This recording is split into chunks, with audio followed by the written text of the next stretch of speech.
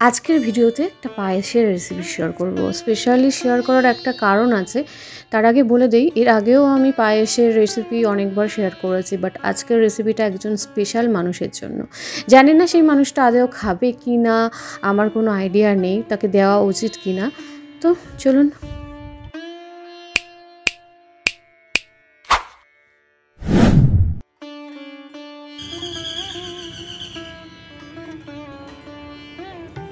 Hello friend, কেমন আছেন? আশা করি সবাই ভালো আছেন। Welcome back to my channel. সবাইকে গুড মর্নিং জানিয়ে আজকের ব্লগটি শুরু করছি। রান্নাঘর থেকেই শুরু করেছি। রান্নাঘর থেকে এখন এই মুহূর্তে ছাদে আছি। এই শীতকালে ফুলগুলো কেমন কেমন হয়েছে, গাছটায় প্রচুর ফুল হয়েছে। কারণ আমরা তো 13-14 দিন ঠাকুর দিতে পারিনি, ফুল তোলাও হয়নি, গাছটাও কেমন ভেঙে মতো পড়েছে। আর এটা তো অসাধারণ, আমার কাছে একটা মন ভালো করার মতো এই ফুলটা আমার ভীষণ ভালো লাগে। তার সাথে আকাশটা একদম পুরো সেটিং হয়ে গেছে। প্যান্ডেল করা ছিল না, যার কারণে ঠিকঠাক জল দেওয়া হয়নি, গাছগুলো কেমন ভেঙে চুরে গেছে। যখন প্যান্ডেল করতে এসেছিলো দুপুরবেলার দিকে, তখন ঘুমাচ্ছিলাম, ওদেরকে একটু ঠিকঠাক করে বলাও হয়নি। গোলাপগুলো এত বড় হয়েছে। গোলাপ একটা সময় ভীষণ ভালোবাসতাম, যখন কাছে ছিল না। বলে না, যে জিনিসটা কাছে থাকে তার কদর বোঝা যায় না, আর যখন দূরে থাকে তার কদরটা বোঝা যায়। তখন তো গোলাপ গাছ ছিল না, এখন এত গোলাপ গাছ করেছি যে এর প্রতি অতটা আর ইন্টারেস্ট নেই। তবে ভালো লাগে, ভীষণ ভালো লাগে। নিজের হাতে গাছ বসিয়ে সেই গাছের ফুল যদি সুন্দর হয়, তা সত্যিই মনটা ভালো হয়েছে। এই গোলাপটা সবে বড় হওয়ার জন্য রেডি হচ্ছে, দেখতেই বুঝতে পারছেন। তো যেটা বলা হোক, আমি কিন্তু আজকের ব্লগে একটা পায়েস রেসিপি শেয়ার করব, শুরুতেই বলেছি। আর মনটাও আগের মতো ভালো নেই। কেন ভালো নেই অনেকেই জানেন যারা আমার ভিডিও দেখেন। তো চলুন, পায়েস এখন সন্ধেবেলা ডাইরেক্ট চলে এসেছি। ফ্রিজে কিছু দুধ ছিল, কতটা দুধ ঠিক আন্দাজ নেই, বাট ওই একটা আন্দাজ করে বানিয়ে নিচ্ছি। বাতাসা দিয়েই পায়েস বানাবো।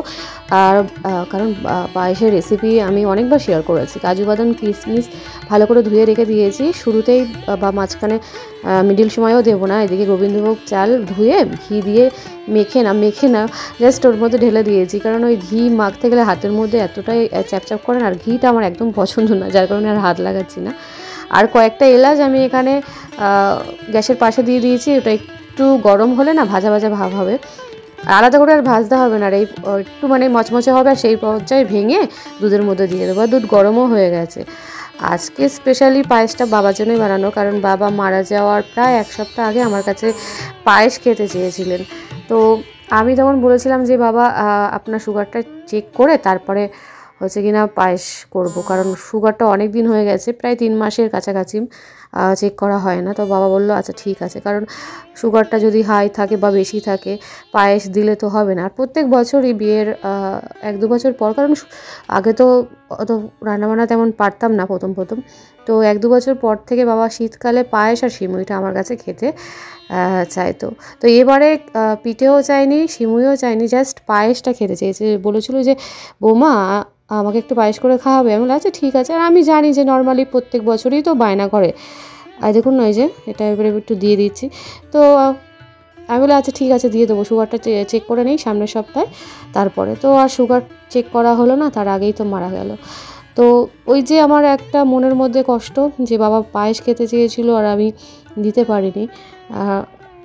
এখনও পর্যন্ত মনের মধ্যে কুড়ে কুড়ে খায়। তো যাই হোক, অনেক কিছুই বায়না করতো, কিন্তু সব যেগুলো খেলে স্বাস্থ্যের পক্ষে খারাপ বাবার পক্ষে, সেগুলো আমি দিতাম না। তো ভেবেছিলাম পায়েসটা একদম কম মিষ্টি দিয়ে বানাবো, কিন্তু তার আগে সুগারটা টেস্ট করে নেব। পায়েস গল্প করতে করতে রেডি হয়ে গেছে। রেসিপিটি আর বলা হয়নি, কারণ এর আগে তো অনেকবার পায়েসের রেসিপি শেয়ার করেছি।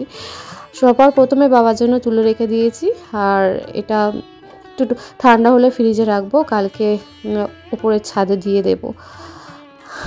তো চলুন, কাল আবার দেখা হবে।